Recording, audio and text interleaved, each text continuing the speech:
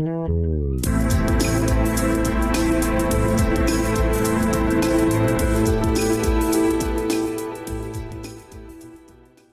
I'm Terrence McNally. Welcome to Free Forum, a world that just might work. And I'll be speaking today with Peter Turchin, who works in the new field of historical social science that he and his colleagues call cliodynamics. We'll be talking about the deep historical forces that he believes fueled the rise of Trump. And you can learn more at peterturchin.com. That's Peter, and then Turchin, Turchin,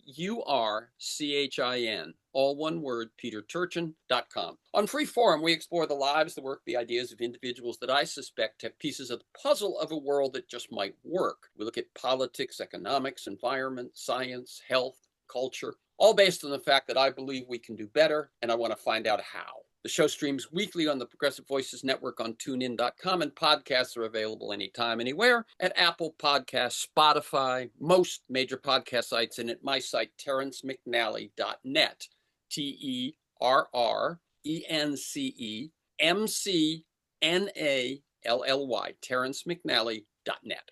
Not long after the popular vote victory of Donald Trump last year, among the endless reactions we were all swamped with, I reached out to the writer of one such piece in the UK Guardian, someone that I'd actually never heard of before. Entitled "The Deep Historical Forces That Explain Trump's Win," in its first few lines, I read, quote, "Political breakdown from the Roman Empire to the Russian Revolution follows a clear pattern. Workers' wages stagnate while elites multiply." Piece pointed out that, quote, "While commentators analyzed and dissected the relative merits of the main protagonists in minute detail," referring to all that commentary we were seeing flood our online emails and so on, he points out they paid little attention to the impersonal social forces that push complex human societies to the brink of collapse and sometimes beyond. That writer is my guest today. I began doing this show when Bill Clinton was president. Remember, the era of big government is over? I marched in Seattle in 1999 against the WTO and the destructive consequences of careless globalization. The worsening inequality of wealth and power, the greed-driven abuse of human health and the health of the rest of nature, and the unwillingness to deal seriously with climate change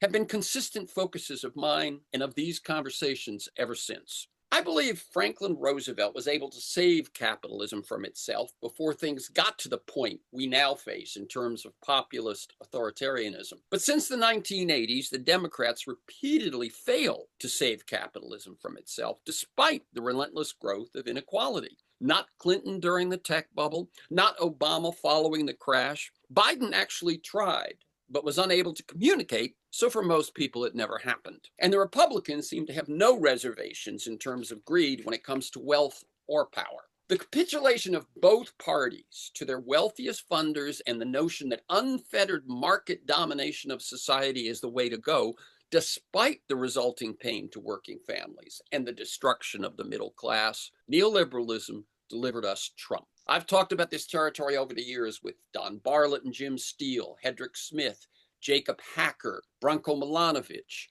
Paul Pearson, Robert Reich, Gary Gerstle, Arlie Hochschild, Angus King, Chuck Collins, Tom Hartman, and many others. And I'm excited today to speak with Peter Turchin. He brings, for me at least, new research, new analysis, a depth of context, and a unique perspective on our social and political future. Back in 2010, when Nature magazine asked leading scientists for a 10-year forecast, his innovative models predicted that America was in a spiral of social disintegration that would lead to a collapse of the political order circa 2020. That was in 2010. Turchin argues that the lessons of world history are clear. When the equilibrium between ruling elites and the majority tips too far in favor of elites, political instability is all but inevitable. The electoral defeat on 5 November represents one battle in an ongoing revolutionary war, Turchin wrote. As income inequality surges, the common people suffer, and efforts to become an elite grow more competitive in a society-wide game of musical chairs. When frustrated elite aspirants turn popular resentment against the established order, breakdown becomes likely. I've talked about this in the past with references to Plato's assertion that democracy inevitably leads to tyranny. The rich always want to get richer, and the poor will ultimately follow a demagogue who promises to overthrow the rich.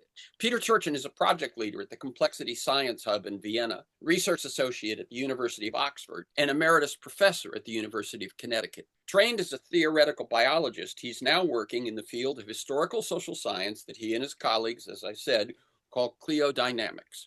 His primary current research involves Crisis DB, an historical database of societies sliding into crisis and emerging from them. His books include War and Peace and War, Ages of Discord, Ultra Society, and in 2023, End Times, Elites, Counter-Elites, and the Path of Political Disintegration. His most recent book, The Great Holocene Transformation, What Complexity Science Tells Us About the Evolution of Complex Societies, was released only a couple of weeks ago and too recently to be dealt with in this conversation. Welcome, Peter Turchin, to Freeforum, a world that just might work. Happy to be here, Terence. Okay, and let me tell people this. We're recording this conversation Wednesday, October 1st. Peter, I like listeners to get a feel for the people behind the work and the ideas that we talk about. So can you tell us briefly in your own words about how you see your path to the work you're doing today? I referred in the introduction to a kind of transition in your focus over the years. Feel free to go way back. You can mention childhood inspirations, mentors, turning points, that sort of thing. Take it away. Sure. Yes, I was born in the USSR, a country that does not exist anymore. My father was a nuclear physicist by education, but then he switched to mathematics and cybernetics. I don't know if your readers would know what cybernetics is. It's a science of information control of complex systems. And so I took a little bit after him, but I at first applied a variety of quantitative tools to biology, studying population cycles in insects, mice, and deer.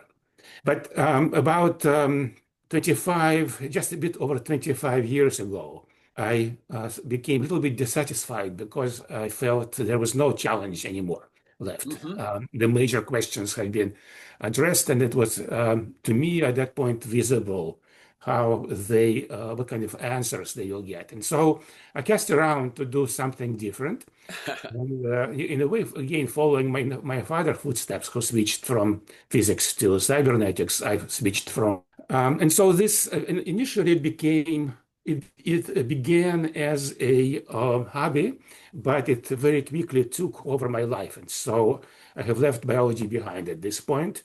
And all the research projects that I work upon, they deal with complex human societies. Both, I would like to understand how come we all today live in states, whereas states appeared only in the last 2 or 3% of our evolutionary history and then took over the world. So that is the question that I address in the book you mentioned just a minute ago, The Great Holocene Transformation. So Holocene is the last, roughly speaking, 10, 11,000 years. And it is during this geological epoch was when the states appeared and took over the earth.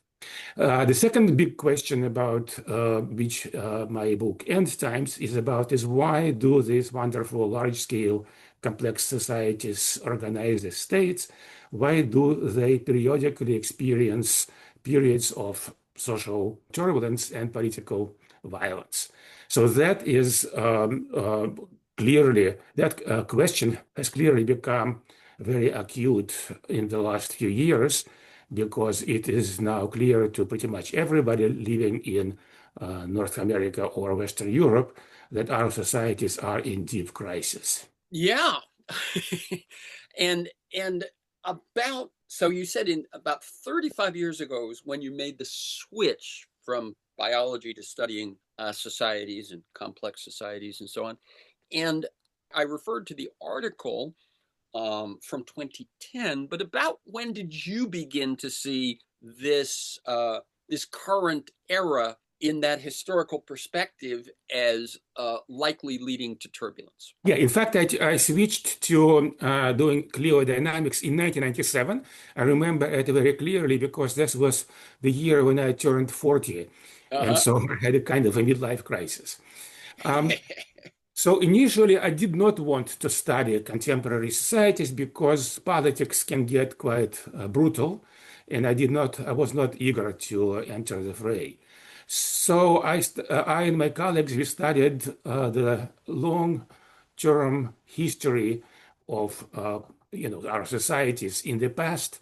And then this is when we discovered that for any society for which we have decent data on instability, right, we see that they could function well for maybe a century or so. But then inevitably some kind of end times would come and they would have disintegrative periods, often also running for a century or so. So what Ooh. we see here, it's not a perfect cycle, right? It's more like a boom-bust dynamics. Mm-hmm. But we see a rough periodicity every couple of hundred years, or maybe a little longer, a little less. The societies go through these lengthy periods of crisis. And so to answer your question, when initially when I was studying past societies, I would give talks, academic talks to audiences. And inevitably people would ask me, okay, so where are we? Sure. So around 2007 or so, so 10 years after I started Mm-hmm. studying historical societies, I decided to take a look. And frankly, what I found as I accumulated enough data, it appalled me. Because we were on the same road to crisis as many dozens, actually hundreds of past societies have traversed before. Yeah. What's interesting is I think I was tracking the likelihood of breakdown and turbulence before you were in Mhm. terms of the contemporary.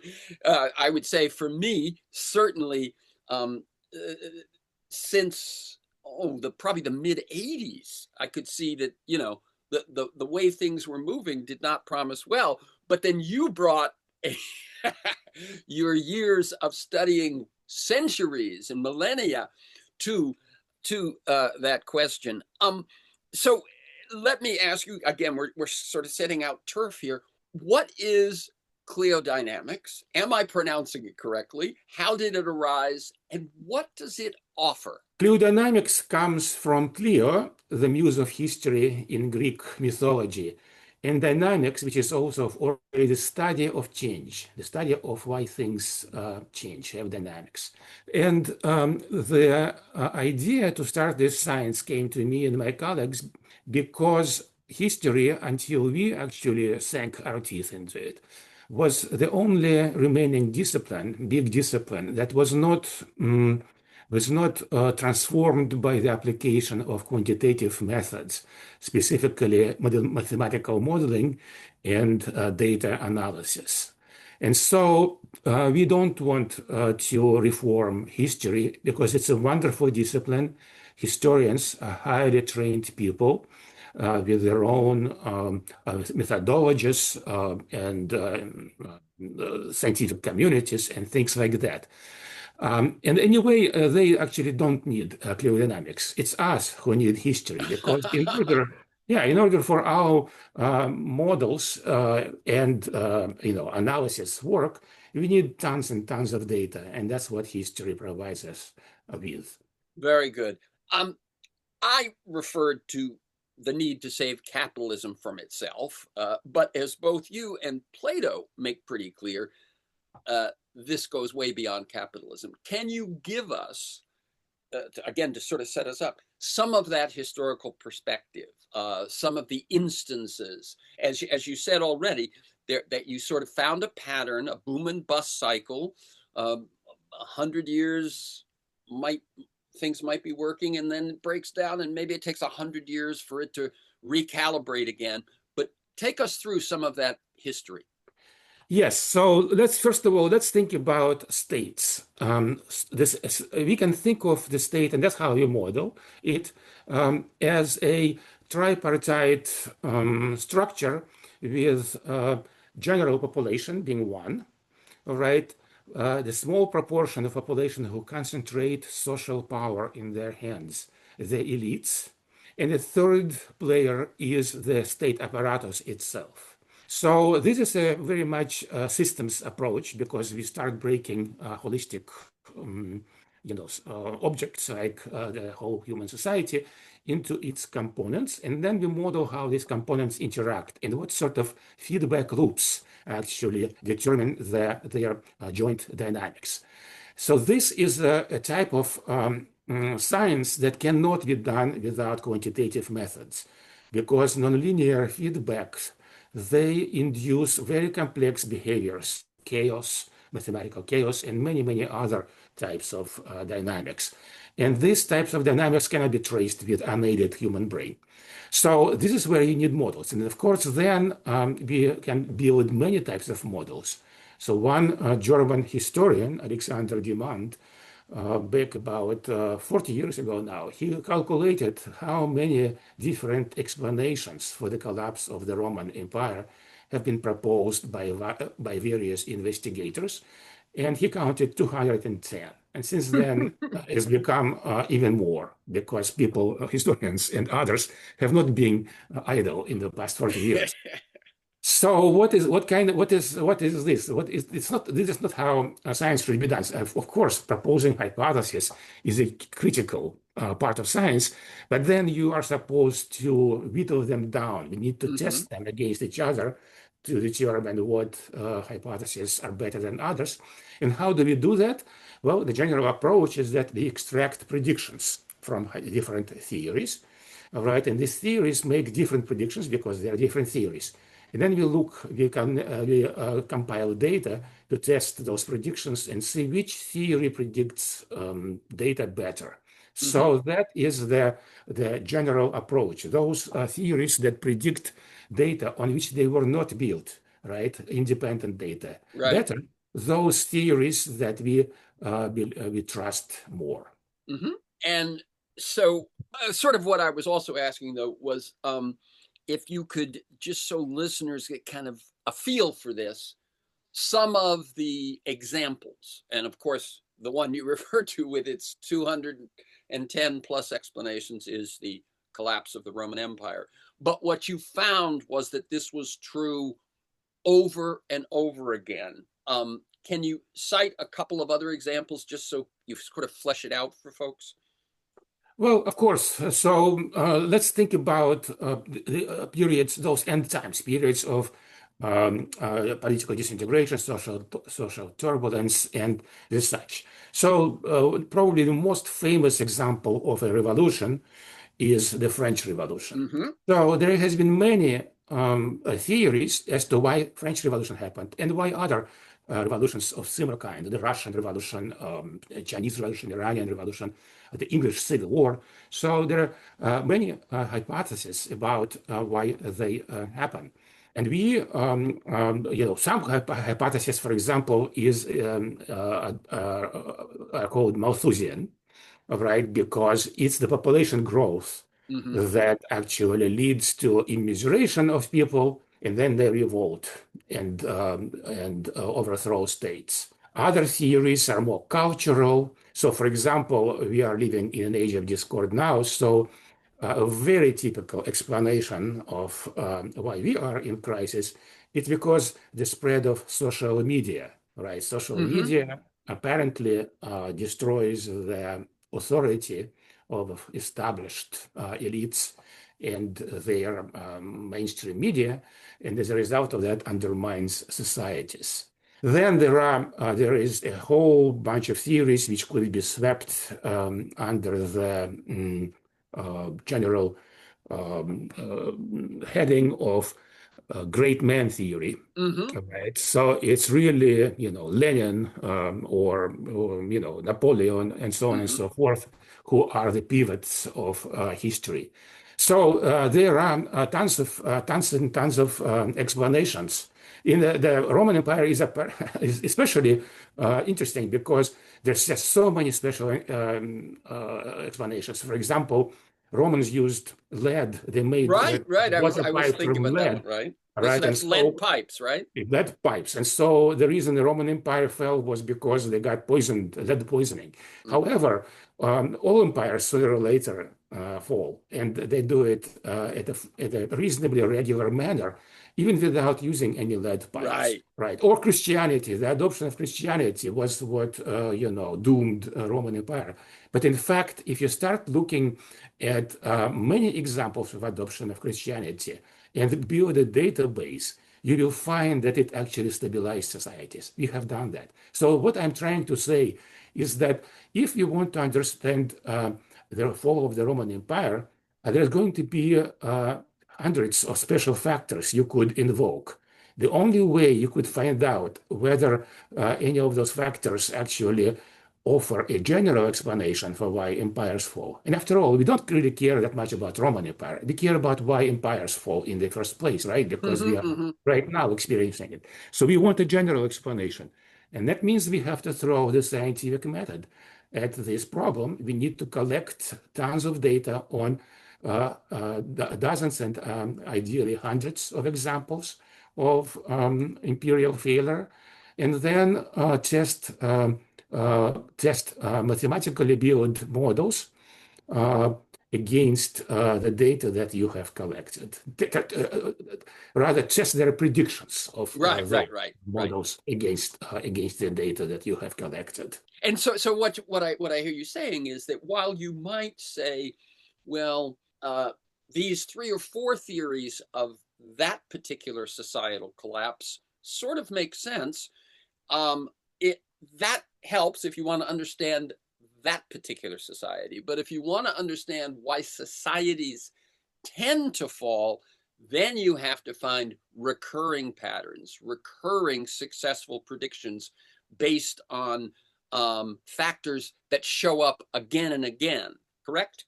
I would even put it more strongly that even to understand the fall of the specific empire, such as Roman Mm-hmm. Empire, it is we need to have general and at least theories that have been passed through the empirical tests.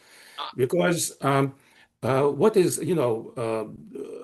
oh, I don't want to go into too, epistemological debates here about what causality is and right. things like that. But clearly, special explanations are suspect because you cannot test them. That's the problem. Yes. That's why general explanations are best. And so now we know a lot about why, in general, empires fall. We apply this knowledge to the Roman Empire. And specifically, if you look at the third century of the Common Era, when Roman Empire really collapsed, then it has integrated itself somewhat before being gone for good. But if you look at the third century crisis period, then we look at its antecedents and we find all the ingredients of structural demographic theory acting at a very, intense, in a very intense way. No, I really appreciate what you just said. Is that you want to find the most successful theories for each instance, but then from that you generate a general theory, and then you test your individual theories against the general theory, which will give you even more substantial clarity. Is that pretty much right? So yes, we have lots of instances, hundreds of them. So we collect data for each of them, and we collect data on the relevant variables because different theories propose different drivers. They Sure. say, yeah, they tell you what was the causal effect. So we collect the predictor variables for those rival theories.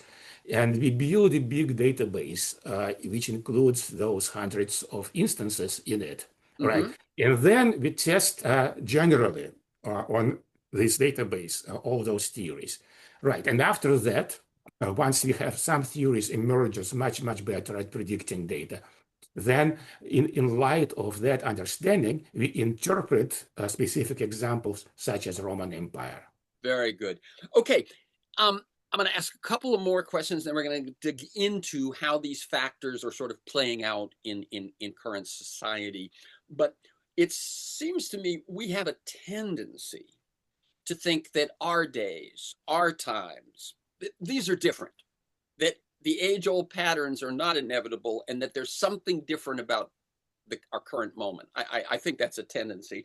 And nowadays, I think people would look at, well, but we never had people 24/7 on screens. We never had social media so that everyone had their own echo chamber reality. And we certainly never had AI where, you know, robots, technologies are actually running. I mean, so someone might say, you look at those three trends, those three factors, and these times are different. How do you kind of look at that? Because I assume it's a possibility, but how do you look at that? Well, of course, these times are different. In the Roman Empire, not only they didn't have cell phones, they did not have railroads, and well, they did have hot baths, though. Right, right. I was about to say, but I don't think they had showers, for example, right? So, of course, the societies have been transformed by technological and also and cultural evolution in general. But if you let me just use analogies. Sure. So think about the solar system, right? So we have a number of planets. Some of them are huge, like Jupiter. Others are small, like Mercury. Some are hot, some are cold, some colored blue, others are colored red, and so on and so forth. So each planet is different. They have different masses and so on and so forth. Nevertheless, when Isaac Newton applied, his theory, he derived equations of motion. They worked quite well for all planets without, taking into account whether they had atmosphere or rings or what have you. So the point I'm making is that this is the nice thing about general theories. They don't predict everything. They only predict a particular type of thing. All right, they predicted, let's say in Isaac Newton's example, the trajectories of motion. All right, and the same thing with structural demographic theory. Structural demographic theory is does not know whether the language is Latin or English or Chinese. All right, and it does not try to predict that. It does not predict, things like evolution of technology. That's a very separate set of theories. All right. It only asks the question, if you have a society organized as state, which has this particular tripartite structure, and that is the same structure that Roman Empire had and American Empire has now, right? And that's Then that structure, by the way, that you said of there's a majority of society, there's elites, and there's a state. That's the tripartite arrangement you're talking about, right? exactly. Population, non-elite population, elites, people with power, and the state apparatus, the bureaucracy, and so on and so forth. And Mm-hmm. of course, there's movement between those compartments, right? So some elites lose their wealth and become commoners. Some common people enter the Right. bureaucracy and then enrich themselves and end up as But what you're saying is, if your society kind of is made up of those three players, elite. then the general theory holds. And now we will go into that. I mentioned it at first. We've sort of referred to it, but the three common factors that your study has indicated foment unrest and fragmentation are, and I'm So asking you, what are those each of three these, factors? yeah. Each of those three factors deals with one of the three parts of the system. Let's first take population. So the most important part is the well-being of the general population. Mm-hmm.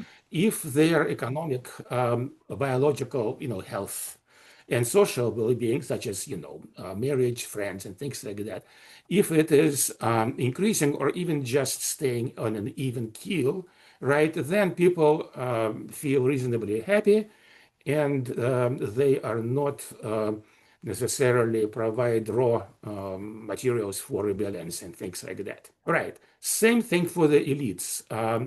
There we look at their well-being, and as long as they are reasonably happy, they will not be fomenting those rebellions.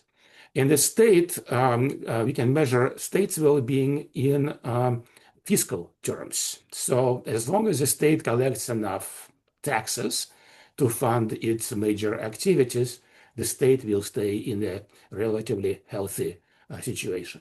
So what happens is that when all of those three factors, not necessarily always all three factors get out of whack simultaneously, but in bad crisis, typically we have all three factors operating. Very good. So let me tell people, by the way, this is Freeform, a world that just might work. I'm Terrence McNally. I'm speaking with Peter Turchin, who works in the new field of historical social science that he and his colleagues call cliodynamics. And we're talking about the deep historical forces that he believes fueled the rise of Trump. And you can learn more at Peter Turchin, Peter as it sounds, and then Turchin, Turchin, peterturchin1word.com. Okay, so those are the three factors. When they don't all have to operate exactly simultaneously, but when there's kind of an accumulation of disturbance in each of them, then you have the potential for disturbance in society writ large. Right. Mm-hmm. And what is, you have an expression called the wealth pump. What is that? And that's a very good question, because that, in fact, explains why we see the worsening situation of all three parts of the society. So the wealth pump, in fact, it sounds kind of nice, but it's a pretty nasty, nasty thing. So let's think about some abstract society. All right, you can even think about United States after the New Deal, for example. Things are working very well. Mm-hmm. All right. There is substantial growth in economic health of the population, which means that the wages continue to increase. And so people are happy. But then what happens after we get, after 30, 40, or 50 years, is that things start to change. And in particular, United States, actually, yeah, let's not talk about abstract societies. Let's talk about a specific society, United States. So United States in the late 1970s, suddenly the real wages stopped growing. All right, they stagnated and even declined. And what is interesting is that even beyond the late 1970s, the productivity of American workers has continued to grow. That's and the right. GDP per capita is a fairly direct expression of productivity. So the productivity of the society continues to grow, but the majority of the population does not participate in this feast. So what happened? Where did all that extra wealth go? Well, the state has not increased its food stamp on the society, so all that extra wealth went to the elites, primarily economic elites, but pretty much any people with power have been doing much better than before this break point. We can talk about the reasons why, and there are multiple, and that, by the way, they are specific to each society. So the wealth pump typically is turned on by the elites themselves. They become too selfish, essentially. They start reconfiguring economy in their favor. Sometimes the wealth pump is turned on by external circumstances. For example, the worsening of the climate might decrease the productivity of the society, but the elites would not want to be hit by that. And so they would start taking an extra large share, thus immiserating the population. And many other examples. In the United States, what happened was that ethos that, that economy should work for all right, which was implemented during the New Deal period, and that was enforced by giving workers real power to organize and push their rights. All right, it started to break down even before Reagan, actually, under Jimmy Carter. But during the 1980s, when Reagan had allowed a sustained attack on workers' rights, right, that whole consensus, previous consensus, the New Deal consensus, started to break down. And at the same time, there were other drivers. There was globalization, so jobs could move to outside of the United States. There was increased immigration, so that tended to increase the labor pool. And when you have overabundance of labor supply over demand for labor, the price of labor would go down, and many other factors. But so what happened was essentially was that this situation was allowed by the elites to happen. And you mentioned Bill Clinton. So Bill Clinton is his period of his presidency is also very significant Yes. because prior to him, Democrats were the party of the working class. Yep. But this change started happening before him. As I mentioned, Jimmy Carter's administration is also not blameless, but it clearly crystallized under Bill Clinton. And so, as many social scientists now say, that we in the democratic industrialized countries like the United States, Western Europe, we used to have a party of the working class and the party of the capitalists. But now we have a party of the 1%, the party of the capitalists, and the party of 10%, the party of the credentialed class, representing such people as lawyers, doctors, and so on and so forth. And there is no party for the 90%. And that's what happened during the 1990s. All right. But what are the consequences of turning the wealth pump on? There are three important consequences. First of all, it leads to immiseration because the workers' incomes stagnate and even decline. And that creates a lot of discontent and creates what we call, in technical terms, mass mobilization potential. But by itself, mass mobilization potential is not enough to overthrow the states. That needs to be somehow organized and channeled. All right, so the second component is that we now have overproduction of wealth holders, right? This wealth goes somewhere. Some of it goes to the old wealth, but the greatest influx into the class of the wealthy is from the new wealth. So if you look at, for example, not Fortune 500, if you look at the lists of billionaires, you will see that most of them. That Forbes 400, right? Yes. Well, it's now many more than 400. Exactly. No, I bet most people would be shocked at how many billionaires there are now. Go ahead. Let me tell you how many billion. If you look at, we have very good numbers for decamillionaires. So these are people, households with 10 million or more dollars, inflation adjusted, because we are looking over 40-year period of time. Today we have 10 times as many decamillionaires as we had in around 1980. 10 times. The population has grown by a factor of 40%, but the numbers of uber wealthy grew 10 times.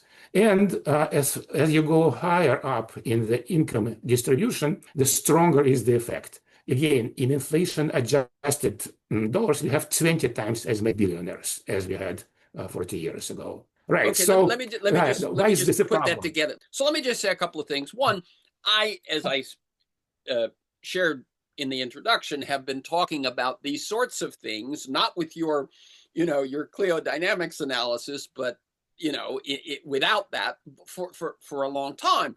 And I often point to the Powell memo in 1970, where the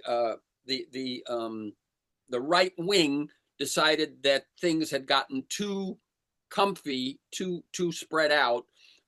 Nixon signing, creating the EPA and the OSHA and these sorts of things, and then the Federalist Society deciding that the courts had gotten too liberal, and that's both in the early 70s and continues kind of relentlessly and consistently to the present. And so that's I think two of the things that helped create that shift that you talked about. And as you say, in 1983 there were 66,000 households with 10 million or more wealth, and by 2019 it was 700,000, and that is a huge difference. And as you say, it wasn't because the state grew enormously. So the wealth has shifted. So the majority are poorer relative, and there is now a much larger wealthy elite. Now, one of the aspects of your analysis that I have not paid as much attention to in the past is your consideration of elites. Okay. And you actually, I was thinking, I'd love for you to sort of define four different factors here. What is an elite? Who are the elites? What is elite overproduction? And who are the counter elites? Sure. So, first of all, I use a very neutral sociological definition of elites. It's simply people who concentrate social power in their Mm-hmm. hands. And social power comes in four basic varieties. What is social power? It's ability to influence other people's behaviors. So one thing you could do, you could force them or beat them up. So that would be coercion. Yep, that's Second thing, one. you can pay people to do what you want. That would be economic power. Thirdly, you could just order them by virtue of being their boss. That's administrative power. And the fourth one, notice that we are traveling from cruder to softer forms Yes. of power. And the softest power is persuasion or ideological power. You can convince people to do what you want them to do. All right. So in modern societies, we have, in any kind of a state level society, we have people wielding all those four types of power.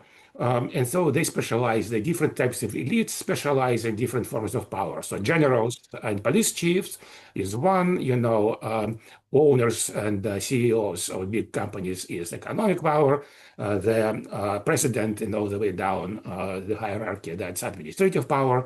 And influencers, which used to be newspaper columnists and TV anchors, but now are social media influencers, they wield ideological power. Now, in our societies, in our capitalist democratic societies, there are really two most important sources of power, and that is economic and administrative. So economic you get by becoming wealthy. Administrative is typically you get by getting trained in the right schools, getting the right kind of degree, and then entering the, let's say bureaucracy or even running a party or something like that. Ideological power tends to be fairly strongly subordinated to those two. And that's why when we talk about elites, and I'll get to the elite for production in a minute, we really need to concentrate on the economic and administrative or political elites. Mm-hmm. All right. So the next, also, I want to emphasize that there is no hard boundary Mm-hmm. between elites and non-elites. So we typically actually think about different layers. So the 90% is that just the non-elite population. Then the next 9% we would call them low-rank elites. Then the 1% is the mid-rank elites, and 1% of 1%, this is the top, magnates in the jargon. All right. Now, the big question becomes, because we were interested in dynamics, we need to understand how elites are produced and reproduced. And that means that we need to look at those individuals who want to enter the elite circles, and we call them elite aspirants. These are elite wannabes, people who want to obtain one of the power positions in economic hierarchy, political hierarchy, or whatever. So elite reproduction now is the situation when you have too huge supply for the of elite aspirants and not enough power positions for them. Of course, there's always more people than positions, and some of that competition is quite healthy because it weeds out the less energetic, the less intelligent, and so on and so forth. But what the problem is that when instead of 1.5 or 2 people, 2 aspirants for each position, you suddenly get 4, 5, 7, 10. And so that is, at that point, what happens is that the great majority of elite aspirants are actually frustrated in getting position. And many of them are tempted and many of them believe that situation is unfair. Mm-hmm. And so they are tempted to start actually breaking the rules of the game. And you Mm-hmm. can do it in a variety of ways. So if you look at revolutionary movements, so think about Vladimir Lenin, or Maximilian Robespierre. All right. So those elites, those elite aspirants, they organized political parties and overthrew the state. All right. Other well, I think that's enough for Right. Let me for actually say at first reading your notion of this elite overproduction, and I just want to make sure if people didn't quite understand the term you were using, you were saying that what you have when you have an overpopulation of elites is you have elite aspirants, people who aspire to be elites but are frustrated in their aspiration. But at first reading, your notion seems to indicate that people of wealth are frustrated because they can't run for office or they can't win office. And it doesn't seem to me that it's that clear that when you talk about elite aspirations, you can become an elite without running for office, right? Are you also saying that as the number of wealthy and mega wealthy people increase, that they can't even have, that there aren't even enough roles outside of politics for them to feel satisfied? Uh, no, not quite. And you're quite right. So the longer term and more correct term would be overproduction of elite aspirants, but it's quite a mouthful. So Yes, I understand. we just shorten it. All right. So um, uh, in terms of wealth, overproduction of wealthy people, remember that that different types of power, they are fungible in a sense, right? So many of the wealthy people want to get a political office into political office. So obviously, Donald Trump is a example of that. But people like Michael Bloomberg and Stephen Forbes, Right. although he was unsuccessful, Well, but but uh, but I mean, yeah, and but he many more. tried. Yeah, Pritzker in Illinois, for instance, that's a billionaire family, and exactly. on and on. Yeah. And on and on. And same thing in the past, not Kennedy himself, but his sons, Yep. and Roosevelt's, and so on and so forth. Yep. So that's the clearest way to Well, it's explain. actually one thing you point out, Peter, that I thought was quite interesting was that up until 1850, every president had been a member of the 1%. That the tradition of the very wealthy having the power is a Precisely, long because one. United States was a plutocracy essentially Right. from the beginning. Yeah. Right. But yeah. All right. So, in terms of wealth, well, of course, not every wealthy person Right. wants to Wants run to for run office. for office. Yes. I think they rather own the politician than be them. Yeah. But even the wealthy people, if they don't have political ambitions, right? So they're fine. They are set up and everything, but they worry about their children. All right. And so, if you are a wealthy person, you want your children to inherit your status and wealth.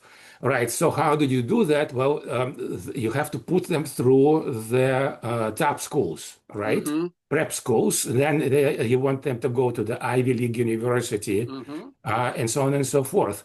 The problem is that, in New York City, for example, it is nearly impossible to put your child into one of the top prep schools Wow. because there are just too many wealthy people around. They all want their Yep. children, and I write about this in the book. Actually, I know some people who were the products of this, the rat race. Yes. Yes. Uh, So let me jump in with because we're getting close to the end. We get about 5 minutes. I'm going to ask you sure. two questions that I mean, there's much more we could go into, but some things about the current situation. We've long held out Scandinavian countries as examples of social democracies, competitive technological societies, but with strong safety nets. Yet even they are suffering attacks from the right. What's going on there? This is the problem. It has even a general name in sociology, the iron law of oligarchy. So I know Denmark quite well. In fact, I lived there for half a year. Hmm. And it is a wonderful example of how they, back in early 1930s, they had an agreement between the different types of elites to implement social democracy. And it worked for them wonderfully for, 80 years or so. Yeah. But the problem is that now that you think about all those Danish, politicians and top, The heads of corporations. heads of corporations, and so on, they are part of the global ruling class, right? And they feel that they're not quite as rich as people from United States. And They're not as ruling a ruling class as they want to be. yeah, they're not getting as much out of their populations as Americans get. American ruling class gets out of its population, and so and then there is a very nice for them ideology, right? The market, the neoliberal economic agenda. Neoliberalism, absolutely. Neoliberalism, right? Yeah, sorry, I actually traveled from Vienna yesterday, and so jet Oh, lag. I see. Yes, Yeah, that's jet why I lag. referred to neoliberalism in the intro as what delivered us Trump. Reference. Neoliberalism. Yeah. Yep. So anyway, partly is that a little bit of envy, but also there is a very convenient ideology Yes. that they are offered, and so that gradually corroded them. So we see, even when I lived in Denmark and followed the politics there, I could see that neoliberalism was making inroads, and Mhm. they were gradually betraying that, The that social common compact that they had. exactly. Wow. So okay. So in other words, when we look at Scandinavia, for instance, and much of Western Europe, it was more gradual than here in the United States. But you're saying that what we're seeing is the gradual inevitability. So finally, final Let me just say question. that not gradual, they were later. It took Yes, yes. 20 years or 30 years behind the United States, but they have stepped on the same road to Yep, end times. yep. Okay, so finally, it seems that one of the most valuable benefits of your approach, even more than you know understanding history, is the potentially superior ability to predict the future. What do you see in the US and the wider world over the next, take it as far as you over the next couple of years, over the next 10 years, over the next 50 years? Yeah, first of all, making precise predictions, especially now that we are in crisis. In crisis,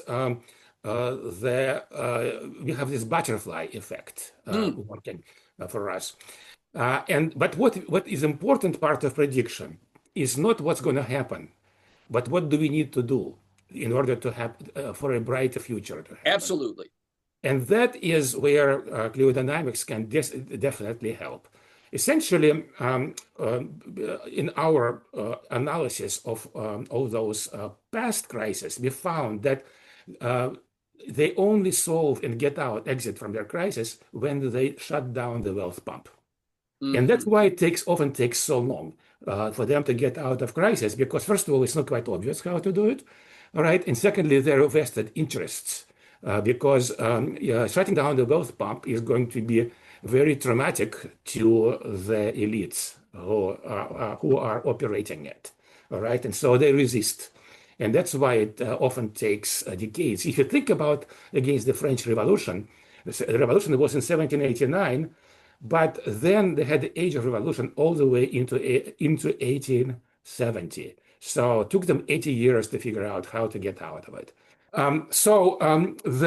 The value of our science is that it points to the basic things we need to do. But our societies are different. We cannot just go back to the New Deal ideas. Society is different, so we'll have to do a lot of experimentation. There is a variety of ways wealth pumps have been turned off in the past. We'll just have to find the best combination. Is it going to be some kind of a universal basic income, or increasing minimum wage, or taxing the rich? Or whatever, it's there is actually a mass of different instruments that we can use.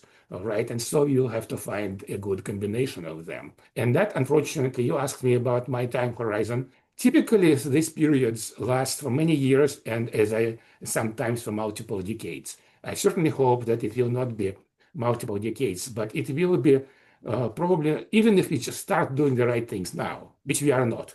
All right. Neither the Democrats nor Republicans are trying to shut down the wealth pump. So if even if we started doing things now, it would be only 2030s when its effect would be felt. It's our society is just like a huge ocean liner or maybe even air carrier. It Right. takes you turn it takes a long time to turn them around. Yeah. I mean, I'm going to read a couple of things you said, and then we'll wrap it up. Which is that a decade ago, the Republicans were the party of the 1%. The Democrats were the party of the 10%. Okay. But since then, they've both changed out of all recognition. By 2024, the Democrats had become the party of the 10% and the 1%. And you say, having tamed its own populist wing led by Bernie Sanders. And I must say that it certainly looks to me like we would be much better off had they not tamed their populist wing and had we had a battle between Bernie Sanders and Donald Trump. But that is not the way it played out. And as you say, it's because of the vested interests of the elite within the Democratic Party, right? That's right. Well, Yeah, what MAGA movement has tried to do with Trump, Trump is channeling the discontent right. of the majority of the population to propel himself into power. This is the typical this is what Greeks call tyrants, tyrannos. Yeah, So tyrannos would actually attack the oligarchy using the raw energy supplied by the masses. All right, and this has just happened in history over and over again. And so Trump is attempting to remake Republican Party into the right-wing populist party. All right, but not very consistently, I must say. So yes, Republican Party has changed, and of course that induced the emigration of traditional Republicans, including neocons, into the yes. Democratic Party. Right, right, and as you say, and I'm just going to read this, and then we'll bring it to a close. You say the Democratic Party finds itself in a predicament that has recurred thousands of times in human history, and there are two ways things play out. One is with the overthrow of established elites, French Revolution, Russian Revolution. The other is the ruling elites backing a rebalancing of the social system, as you say, shutting off the wealth pump, reversing the popular immiseration and the elite overproduction, as happened in the New Deal. And you say, even if they do that, it will take years. And so what we're in is sort of a revolutionary moment where this is what's playing out. Does it keep getting worse, in which case we maybe have a hot civil war, or does it begin to improve, in which case we gradually go back and forth until maybe we reach a rebalancing? Is that pretty much where we're at? Yeah, well, in fact, we are past the revolutionary moment. We are in the revolution. Fortunately, the people are not getting guillotined, but simply fired. All Right. right, so that's progress, one supposes. But it's a revolution of the elites because the MAGA movement is actively trying to clean the house. They're Yes. firing military officers. USAID is another example, and so on and so forth. So it's revolution of the attempted revolution of the elites. It takes obviously time. And it is also a transformational revolution. The MAGA movement is trying to change the cultural genotype of the American state. Yes, yes, it absolutely. Okay, we're going to have to leave it there. Again, the book, many of the books that Peter has written kind of develop this thinking, and the last one that we sort of referred to as End Times. You've learned more about all of his work at peterturchin.com. That's Peter, and then Turchin, TURCHIN, all one word.com. For this conversation and many other interviews and articles, to join me in pursuit of a world that just might work, go to terrencemcnally.net, TERRENCEMCNALLY.net, or a world that just might work.com, or just look up Free Forum with Terrence McNally. You'll find it. And I also send out a weekly email announcement telling you who's going to be on, what we're going to talk about, and links to 10 or 15 articles to flesh out the conversation. Email me at temcnally, TEMCNALLY @mac.com to get on the list for that. You can also subscribe and listen to Freeform Podcast, as I said, at all of those major podcast sites. You'll find years. The archive, I believe, includes over 500 at this point. Michael Lewis, Naomi Klein, Robert Reich, Van Jones, Bill McKibben, on and on. You can follow me on Twitter at McNally Terrence, one word. Thanks to Kiana Williams in production, George Vasilopoulos of Progressive Voices, and most of all, you, my listeners, please share this podcast widely. And finally, thank you, Peter Turchin, and keep up your good work. Thank you.